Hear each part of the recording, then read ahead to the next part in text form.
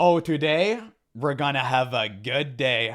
Not only because of this incredible image of two thug shaking brothers right here going at it, but because we're actually watching another Rose video. And in case you don't know who Rose is, I'm gonna leave a link in the description so you guys can watch his stuff for yourself and actually subscribe to him because he's an extremely underrated content creator that goes under everyone's radar. I think he's truly incredible. And recently I was made aware that he actually watches my stuff. And Rose, in case you're watching this hair is real, you're bald. Now, on another topic, you guys always tell me that he's planting a lot of memes that I don't pay attention to. Now, it's true that some of the memes are elusive, but you need to understand that I pay attention to 90% of them. If you see me not reacting to a few of those, is because I don't want to risk getting banned, okay? That's why. So whenever you see a smoke alarm beeping meme, I know what it's all about. I understand. I just don't want to risk getting shadow banned for it, okay? That's pretty much it. So please stop spamming me about this. I get it. Trust me, I do. I laugh at it, but I do it silently. Now, with that in mind, let's continue self-salt maxing the Guild Wars 2 story experience. Part 2. Let's go. Oh, shit. Here we go again. Fake Tims. Great start. You know, life out here. By the way, Jesus, he was so fat here. Now he actually looks good, so I'm allowing myself to say it here. But yeah, I mean, I just want to say this. You guys think that because I know he watches my stuff, I'm gonna be extremely lighthearted and laugh at everything? No, I'm gonna treat this video the same as if I didn't know he was watching my content. And you know what? I'm actually gonna double down and say I'm gonna treat it twice as hard. He needs to work to make me laugh now, because I actually know that this weasel is planting so many good memes out there. I can't wait for him to see him improved. Like, he's good. He's good at what he's doing. I know he can do better. Whole food section aisle is it's a pretty rough affair. I mean, sure, the Coke on the tables that makes you run faster is free, and we're only the second worst inner city interior. But these levels of plant-on-plant violence are just completely unsustainable. We out here every day, grinding, struggling, and what do we have to show for it? A little bit of dirt and a whole lot of nothing. None of this, however, is my concern. I have bigger problems to deal with. See, it's about time I escape this life of oppression out into the wide world. Man, he's back in every video. That's crazy. You won't even have to listen to my mixtape for me to be able to do that. Now, last time I had to make some semblance of sense in order to review the mechanics of this ancient and esoteric MMO. But now, unburdened by the need to explain how and why things work, I don't have to make any sense at all, and can instead focus on making you as nauseous and confused with my Guild Wars 2 takes as possible. Previously, I met the results of what happens when a game dev doesn't receive enough love as a child, got flashbanged by the amount of info in the hero training tab, and discovered, rather ironically, that the most plant-like race in Guild Wars 2 doesn't have a family tree so much as a family twig. Since we what? Guild Wars 2 dude, I saw Slicker there, and yeah, oh my god, it's like the worst thing ever. You have Alinity, you have Johnny Somali, Aiden Ross, Nico, Slicker. Dude, he disappeared. He used to be so funny. Yeah, he has problems if you don't know this guy, but he was hilarious, especially if you're Middle Eastern. Like, he's hilarious. And is that oh Jesus, it's him. I know who that is, and that's the Habsburg, right? I know everything. Okay, go fuck yourself. I know everything. Stop it. I don't want to prove myself anymore.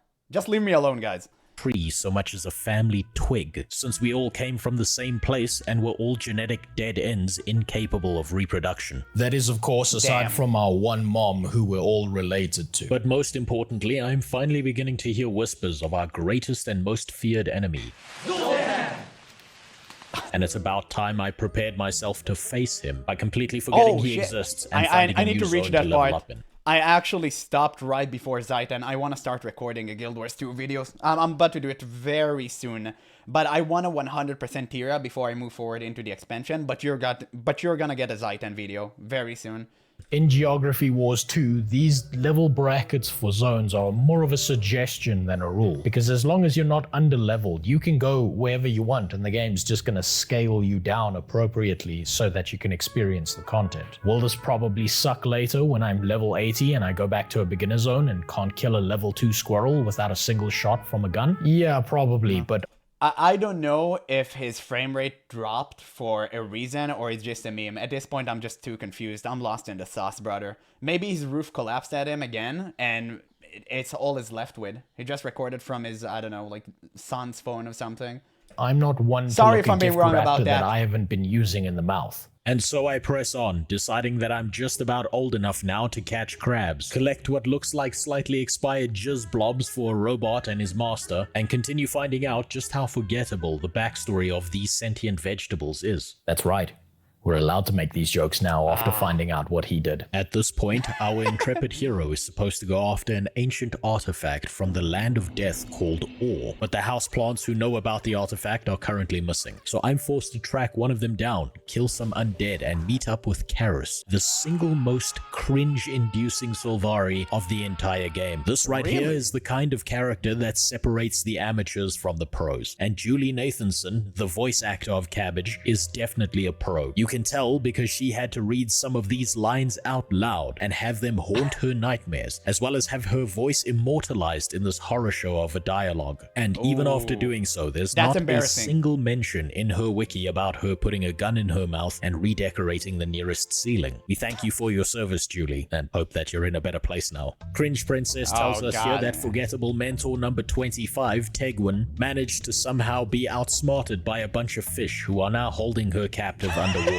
But not in the sexy way. So it's up to us to save her from a life of being well hydrated. And it's at this point that I realized that so you have to save different people depend on the race you chose, right? Because I chose a human, it was someone completely different. I guess it makes sense. I've forgotten to mention something to you. Guild Wars 2 has done something here that I've seen no other MMO even try to attempt. A underwater unique combat. Swimming combat system. Yeah. You get your own That's true. That's one of the things that actually took me by surprise whenever I first started Guild Wars 2, is the fact that there was underwater combat. People have asked to put this in World of Warcraft for ages. Like, that's actually crazy. They were the first to think about that. Yeah. breather unless you plan on drowning. Your own uniquely... And also the fact that they gave you, like, unique weapons for underwater is kind of wild. That's crazy. For sure. Underwater weapon to fight enemies with unless you plan on dying. Dude, that's your such own uniquely underwater... Such a clever meme. This is such a clever meme. If you don't know about it, it's hilarious. I literally have this on my phone. It's when the club is about to close at 3 a.m. You're doing whale hunting. I literally have this on my phone. That's crazy. ...water weapon to fight enemies with unless you plan on dying. And unfortunately, as unique as this system is, the Guild Wars 2 underwater combat is just kinda... floaty. Shallow. Especially when compared to the other mechanics of this game, since there's about as much weapon variety here as an American election. But an attempt was made, and that's more than I can say for most MMOs. I mean, hell, some modern MMO titles don't even let the five people who still play their game swim, let alone fight underwater. So I kill a few fish. And it's so funny watching this right now, knowing this game died. It's hilarious because this video was made 1 year ago. More than 1 year ago. I mean, people who don't like it when I refer to them as Naga, because that's their word now. Don't I free the ficus we were looking for alongside a strange little frogman, and then unfortunately, if you played WoW, you know this man. You can tell this man played WoW for decades. Like, you just know. You know that. Breaks on me. And I know this has to be a bug because no one in their right mind would look at that face and think it wasn't supposed to be in a cage. NCSoft really needs to fix their game. It's only rational that I should be able to put that thing out of its misery the moment I see it. Eventually, though, this leads me on to meeting up with some better looking rat people who have the artifact we're after. It's here again that Guild Wars 2 storytelling is marred by the lack of intrigue or anything unique happening. I honestly felt more focused when the game was devastating my attention span. Now, why do I love the rats than the, like, Ashura or whatever the name is? Because they don't try to look human. I actually like them. They're being rat people and they embrace it. I love Skavens, dude. They're cool. They're dope. every 5 If none of y'all ever played Warhammer, you wouldn't understand. seconds with a jumping puzzle or a hidden chest. See, unlike the visuals, the combat, the interesting recently spell got into effects, Warhammer and lore, even yeah. the differing themes that I've seen in different parts of the world so far, there's just nothing unique or interesting that's happening about the storytelling here. There's no hook or deeper character motivations to discover. It's simply a case of chasing around a MacGuffin until eventually we find it. And here's the real kick in the cunt. When we do find this artifact, we're not even the ones who get to use it, and there's no significant story progress made at all. Instead, we're back to doing a daily repeatable quest of rescuing the same single-digit IQ plantoid who didn't learn her lesson the first time around, except this time it's supposed to be different because the environment is grey and not yellow-brown. Let's just snap back to reality real quick here. I've been thinking about why I care so little. Man, that's dedication. Jesus Christ, man. That's a hassle of a job. I used to make long edits and scripted videos for like 1 month and then I gave up, okay? Because it was taking so damn long. One video of this guy probably takes months to make. Even the first 10 to 20 seconds of this video, I bet took him like a couple of days. It's crazy, just collecting everything and putting all the memes and the keyframes and the footage and the right image, and then it's not good enough, and then you add subtitles. Oh my god, I know all about this. If you've never been inside of like an editing zone, you wouldn't understand. Like, if you never opened an editing software, your mind is uncorrupt, okay? Like, you're good. But we have suffered. I stopped making these type of videos because they were taking too long, man. It's crazy. But they were the most fun and rewarding videos type to make. Still, to this day, the video I take most pride of, or my most pride in, sorry, is that Lies of P boss ranking video. If you haven't watched it, please do. Like, it's really good. I mean, it's not good in terms that the video is good. The video sucks balls. But I've done my best, and I'm proud of it. It's my top watched video that I watched for myself. I never watched my own videos. But I watched this video several times. It was amazing, at least to me. About all of these story beats for weeks now, trying to figure out exactly what is wrong with the Guild Wars 2 Leaf Boy story and why I couldn't give less of a fuck about it if I tried. I could honestly bitch endlessly about the lack of deeper character connection you feel between yourself and these NPCs, the rushed pacing of some of these stories, the fact that you've got all this interesting lore, but the in-game explanation is flatter than 100%. He hit the nail right in the head here. Like, that's crazy how accurate that is. I want to discover so much lore, and I don't understand anything from the main storyline. Like, literally nothing, and I can't find any source other than the wiki to learn about these things. Maybe I'm being like dumb about it and I don't understand where to search, but I can't find any information. I want to know who the Dormant Priory is, who all of these stuff are, like the Lion's Guard. You have so many elements inside of the game, and these are just like a few examples. Don't bother writing in the comments what they actually are. There's so many things for me to learn that I can't find inside of the game, and that frustrates me. Like, give me a book, give me something, but no. Like, I don't get anything. In that geographically shaped gamer dome of yours. But if I really think about it, it boils down to this. In a game like World of Warcraft, vanilla, not the modern Rebomination, you care because you get to learn about the wider world and your place in it while questing. There's a reason, one that you get to discover firsthand, why Stitches is roaming Duskwood. There's a deeper lore explanation behind why Mankrick's wife faked her death so she could run off with her Tauren lover. And that's exactly why no player in the Barrens has ever found her body. But if you look at Guild Wars 2, your character isn't so much a piece of the world as a placeholder for all the events that are happening around them. Most of the time it feels like you're listening to some pre-recorded message that's been strapped to a mannequin. And once you're somewhere else, then off screen they go and do something stupid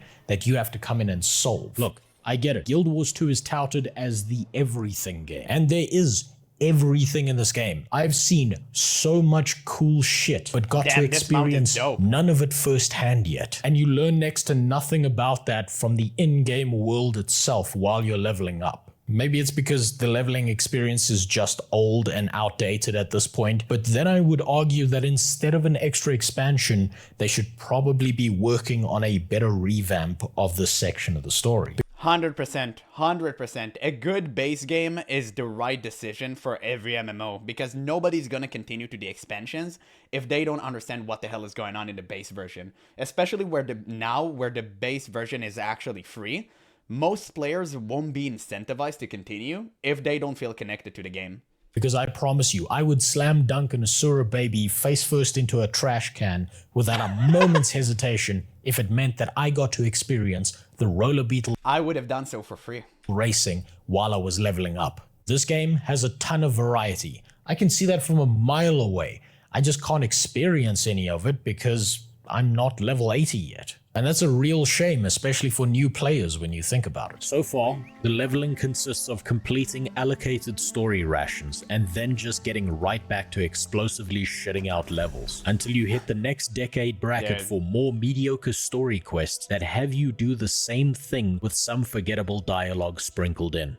And I also heard, on that note, that most of the story is in the dungeons. And the game doesn't even tell you to do dungeons, really. You kind of just glance over them. Now, I'm gonna do dungeons on my own accord, right? Because I heard the story was good and I want to connect myself with the world of Tyria.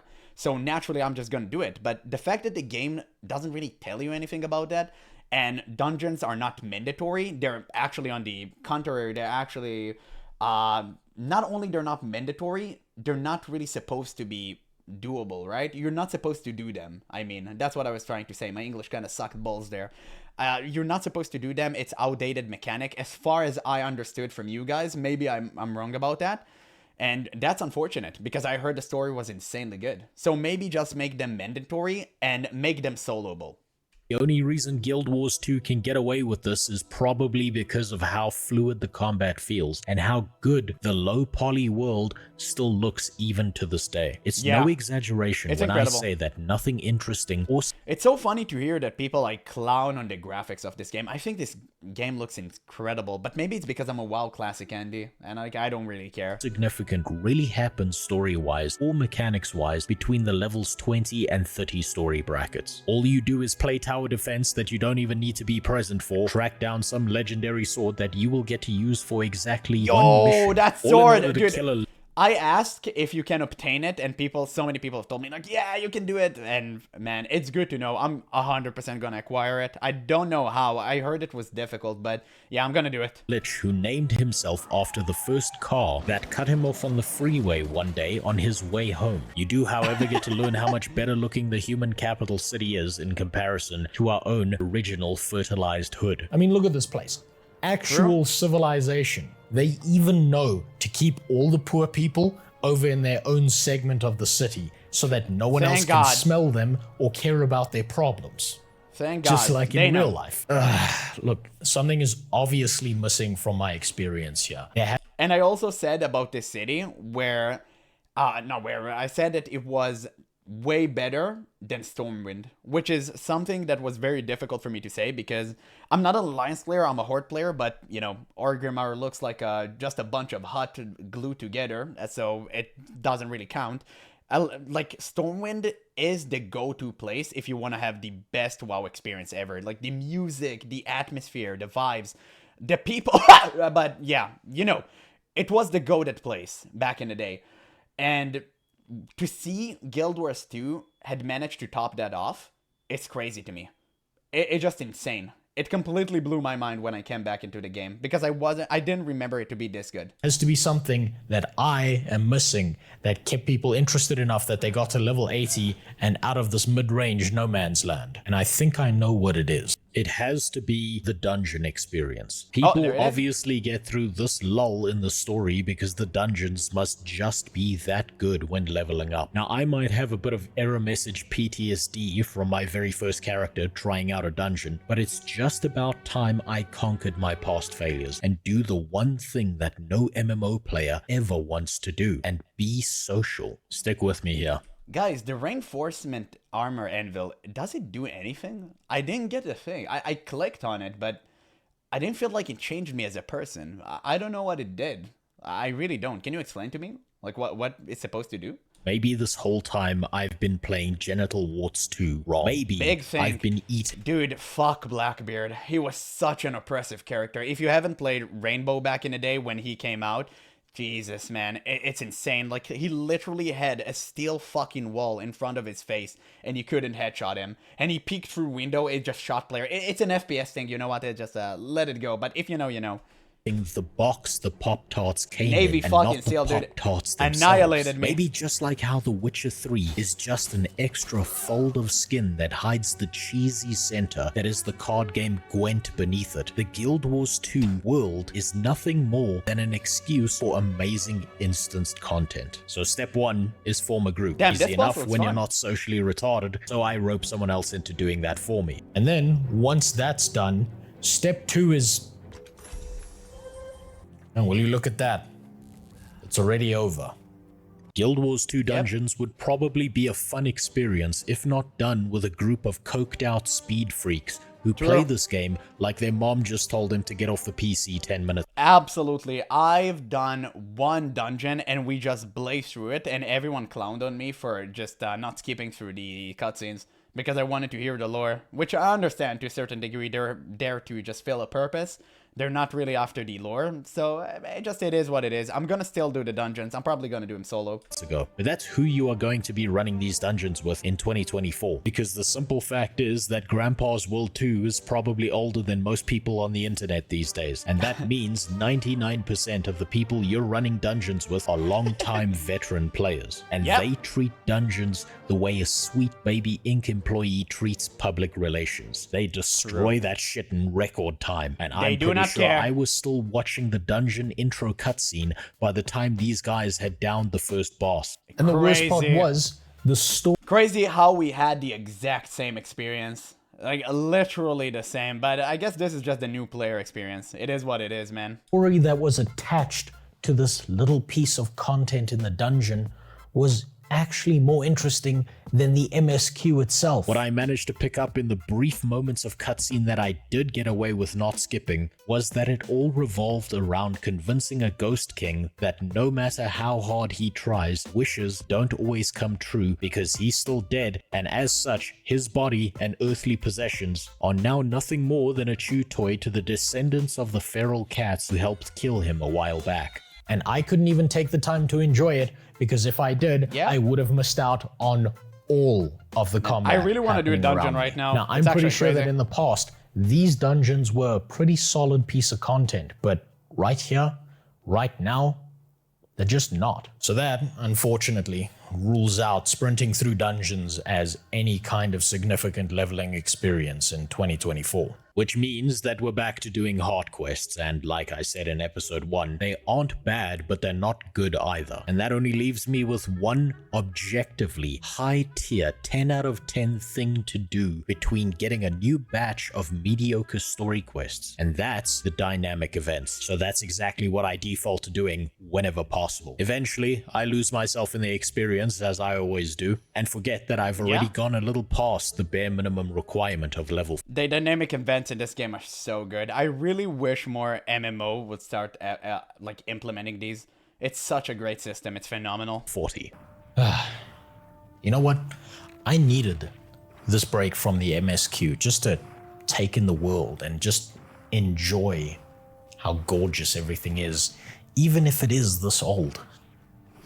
I mean, it's just so beautiful.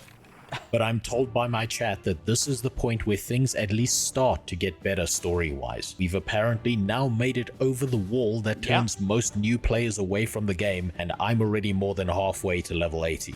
Now, being level 43 and less medicated than usual, I'm beginning to feel the power of my vegan heritage taking root within me. The voices in my head and the magic letter in my mail system keep telling me to throw an arch in that. I hate that mail system. God forgive me. Like, okay, I don't like it. It feels so weird where you are the hero that everyone constantly glazes, and you get personal letters from Logan Thackeray and all of these important figures. It's just weird. It's just weird. I'm not a fan of it at all. I really wish they wouldn't do that. And I mean, it is cute that you get a letter whenever you 100% a location from, you know, the Explorer thing, like the Explorer Guild, whatever. I forgot the name. It is kind of cool because it makes sense within the confines of the story. But whenever you get like personal letters and stuff, it just feels a little bit odd. I'm not a huge fan of that. That shit. And head to a place with a lion. So that's exactly. Kind of reminds me of how Thrall and Jaina constantly simps for you in current retail WoW. I was never a huge fan of that. What I do. Damn. Dun, dun, dun. Man, Guild Wars 2 music. It's crazy how good that is. And yeah, I mean, look at that. Look at that, brother. Insane. Absolutely fantastic. Ah yes, Lion's Arch. Arch. The diverse, melting pot city of Tyria, where all the many races of the world get together to buy stuff off of the trading post before fucking off right back home to their own home city. Let's get back to the story that Actually, I feel like Lion's Arch is a pretty great hub. I always see it filled with people and filled with life and a lot of people talking with each other, but maybe it just has been my experience. But yeah, I mean, Lion's Arch is a huge W for Guild Wars 2. I enjoy being there every single time. has apparently started to get interesting. We Not meet more up than with our Divinity's Reach, Alabama though. plant sister and a bunch of other characters I don't care about. Apparently, they were all a big deal once upon a time, but then one of them started dating Yoko Ono or something. I'm sure it's not important. Now, don't interrupt me. I should be focusing on the story, since apparently it's super interesting right about now. Welcome, fellow members of Destiny's Edge. We must speak of the I think I've been lied to. This is no better than any of the story at levels 20 or 30. Maybe my Twitch chat was just trolling me. I just don't see why any of this is any better than God damn. Right, Man, never mind. everyone loves Norn women, don't they? Shame on you. Shame on you. Well, sorry. Shame on us. I see exactly why people enjoy the leveling experience of Guild Wars 2. Finally, I understand the Guild Wars 2 story. It all makes sense now. I get why this is a 10 out of 10 experience. There's nothing quite like the presence of an 8'6", 380. Oh god, dude, JoJo is my favorite anime of all times, and nothing else comes even close. If you put a JoJo meme, I will always laugh. Well, most likely. Pound mega mommy who Bucciarati is doesn't quite goated, dude. understand how pants work to make gamers pay attention. Now sadly, this is just a tease for the future, and the game gets us back on track rather quickly and away from Milk Truck Supreme. I meet up Yeah, they have to give you a taste of the good stuff before sending you to do the bad shit that nobody cares about, right? Because they want you to continue. They give you that tiny glimpse of hope for the future just to take it away in an instant. But you know what? That hope keeps you playing until you actually hit the good parts. with a house cat who tells us about the order they formed to keep the world safe from the different flavors of flying gecko. And that's exactly why they immediately send me out on a quest to play high-stakes veterinarian and put down a bunch of local strays instead of fighting dragons. But by chance, I am also introduced to a very special character. Now, this is an important there he is. moment because this is the second time that I get to meet a character in this game that is actually somewhat memorable. See, Foreskin right here single-handedly carries the mid-level story brackets on his back from here on out. Maybe it's the voice acting or the fact that he doesn't immediately evaporate after one quest, but for some reason this character stands out amongst the blur of unmemorable garbage I've had to put up. Because he doesn't constantly glaze you and he actually treats you like a piece of shit, and you finally say to yourself, oh, thank God, I'm not that greatest hero. Okay, finally, I'm just acting as a squire for this ginormous dude who slays everyone in his path. And that's really cool. A lot of people love that, including until myself. This point. The only thing ruining this experience is that every now and then we're still sent out on another Scooby-Doo Mystery Machine mission to solve more small world problems that I don't exactly care about. Again, aside from Old Man For Honor, the rest of the story is a blur, but basically I've been sent out to save the diplomatic relations between the humans and the house cats before a rogue faction of disaffected terrorist felines who just so happen to dwell in caves and live in a desert get away with magical 9/11. Now, there's not much wrong with this part of the story as there was with previous parts. The whole idea is getting two great nations to cooperate with one another against Tyria's current greatest threat. So at least things are Zeiton somewhat model is beginning cool. to be tied into the idea of fighting with the big zombie sky iguana threatening to kill us all. But I've got just one question. for the lore-designing crackpipe king over at NCSoft who designed this Willy Wonka in a warehouse storyline. Why in the fresh Kentucky fried fuck would two great and powerful nations decide that they're going to hold their peace talks in the middle of a forest where no one can call for backup and no one can hear you scream? You would think that for peace talks that are this important, it would be some UN level shit where everyone is meeting in some grand council chamber on neutral ground. But no, instead we're out here in random forest number 87 just asking to be absolutely You know what? I'm just being hypercritical here. And I probably just need to stop drilling so hard down on the story and take a little break. Clear my head. Gain some perspective. I mean, on the bright side, after all that effort, I am finally at a stage in the game where I can do at least some things outside of quests and thinking about defenestrating myself whenever I'm handed a task that doesn't have to do with slaying dragons. So I might as well while I still can. And as a second note, I just realized that I'm out here ruining my own experience of this MMO, and it's not the MMO's fault. I've become so enamored with the lackluster story in this game that I completely forgot that you are supposed to play an MMO to have fun. And because you don't have friends in real life. So it's time I slowed down a little, took a deep breath, and took in the But it's also, oh man, I had to pause on that. But it's also the game's fault for not giving you a good MSQ. That is the game's fault. It's not an MMO player thing. You deserve a good story, especially if you pay for a video game, right? If this was free to play, then nobody would have cared. But whenever you pay for something, you expect a good storyline. And unfortunately, the game didn't deliver on that. It delivered on that later, sure. But the base version of the game isn't up to par. sheer majesty of an unattended 12-year-old MMO. But all the other stuff are good? Yeah, all the other stuff are good, but whenever the main thing, which is supposed to be a story that immerses you, isn't that great, people are not gonna really care about all the other stuff. That's the problem. You know, MMORPG players are heavily invested into the lore, even though nowadays I think that's less the case because players have changed. But at the time when Guild Wars 2 came out, which was I think 2012, people still cared much about the lore. And that is important. Nowadays it's different, so I would probably argue with anyone saying that. The story doesn't really matter anymore. Even though I think it's false. I think the story is really, really powerful, and it can add a lot of meaning into the game and add deeper connection. Maybe I'll talk to a few NPCs, look a little more into the world building, figure out what visual narratives Guild Wars 2... That's so true. Interesting shit in the wiki that should have been in the game. 100%. 100%. I really wish there was more lore inside of the game. I really wish. It kind of made me want to go play Guild Wars 1 just so I can understand what happened. I think it was like, what, you told me 500 years ago or something like that?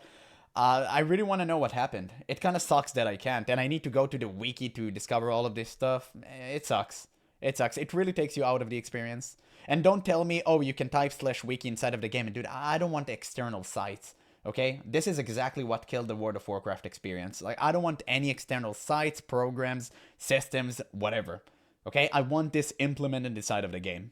That's it. Is trying to convey to me outside of the spoken or written word. It's easy to forget sometimes at these levels that we're no longer just boys in the hood. We're men now. So enough bitching. I'm gonna go do just that. And it was at that moment. How the hell did he even get these pants?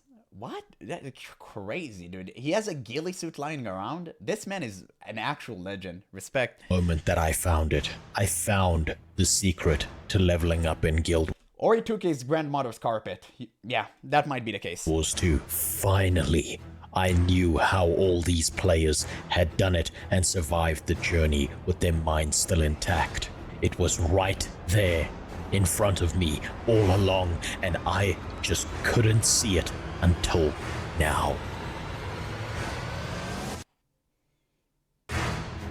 Ooh, an actual cliffhanger. Okay. As always, big thanks to all my subscribers, both old and new. Nice. Another public menace. Let's see. What is that? Okay, he's actually good. He knows what he's doing. And a special thank to the Money for Honeys. Yeah, okay. Yep, it's the end of the video. Great video. Another insanely good video, but it is to be expected at this point. By the way, I'm gonna check out his other non-related Guild Wars 2 videos, so please watch these as well. I mean, he's great. I'm sure they're gonna be insanely good as well. I'm gonna leave a link in the description. You guys can watch him, sub to him. He's incredibly talented, of course. And that's enough for the glaze. But yeah, thank you guys so much for telling me to watch this video. It has been, again, another great experience. And yeah, I mean, I can't wait to watch the next one, honestly.